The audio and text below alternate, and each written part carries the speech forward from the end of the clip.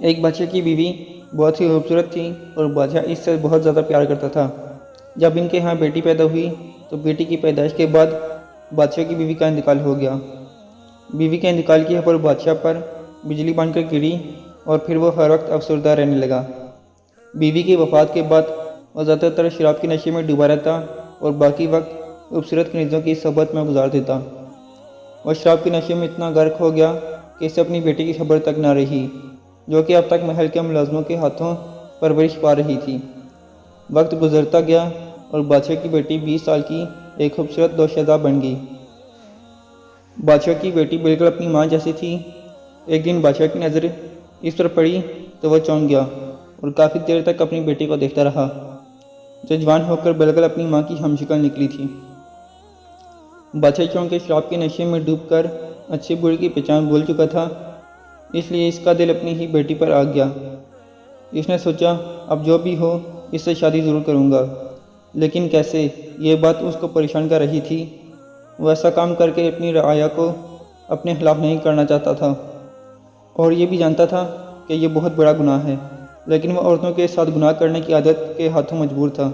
آخرکار اس نے علماء کرام سے اپنے حق میں فتویٰ لینے کا فیصلہ کر لیا۔ اس نے سوچا کہ وہ کسی عالم کو سونے چاندی کا لالچ دے کر اپنے حق میں فیصلہ کروا لے گا اور پھر اپنی بیٹی سے شادی رچا لے گا، اور اس طرح گناہ بھی فتویٰ دینے والے کے سر چڑھ جائے گا۔ بادشاہ نے ایک عالم دین کو بلوا کر کہا کہ میں اپنی بیٹی سے شادی کرنا چاہتا ہوں، کیا یہ جائز ہے؟ عالم نے کہا نہیں، ہرگز نہیں، یہ بہت بڑا گناہ ہے۔ بادشاہ نے اس کو ہر طرح کا لالچ دیا، لیکن عالم دین نے بادشاہ کے حق میں فتویٰ دینے سے انکار کر دیا۔ بادشاہ نے غصے میں آ کر اسے قتل کروا دیا۔ پھر دوسرے عالم سے کہا کہ اس کے حق میں فیصلہ دے، لیکن اس نے بھی انکار کر دیا۔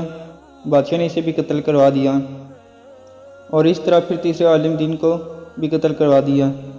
آخرکار بادشاہ نے چوتھے عالم دین کو بلوا کر فتویٰ مانگا اور پوچھنے لگا کہ کیا میری بیٹی مجھ پر حلال ہو سکتی ہے؟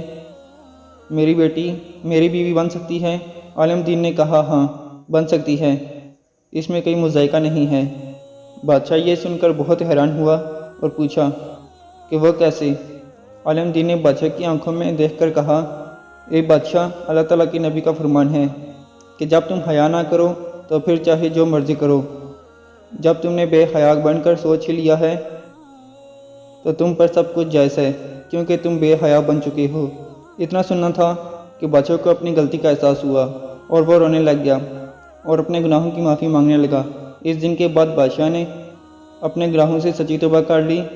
سچ بات یہ ہے کہ اللہ کے ولی حق بات کہنے سے نہیں ڈرتے، چاہے ان کی جان ہی کیوں نہ چلی جائے۔